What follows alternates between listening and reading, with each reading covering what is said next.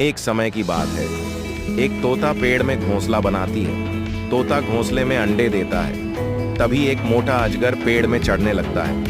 तोता डर के मारे भाग जाता है और एक बड़ी चिल को बुलाती है। चिल एक बड़े नाव में सवार होके आने लगता है।